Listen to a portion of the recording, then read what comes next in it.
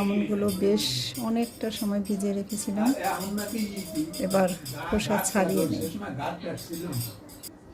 আমন্ডগুলো সব খোসা ছাড়িয়ে নিলাম, ডাবের শ্বাসটা তুলে নেই।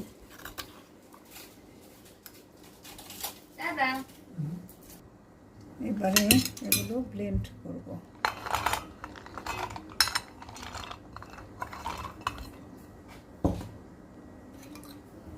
ডাবের শ্বাসগুলো দিয়ে দিই।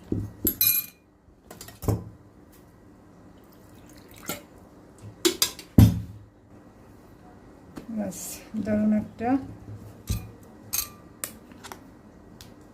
ডাব এবং আমন্ড পেস্ট। এর সাথে একটু পানি দিয়ে মিল্ক করে নেওয়া যায়, এনার্জি বুস্টার, অনেক কিছুই তৈরি করা যায়।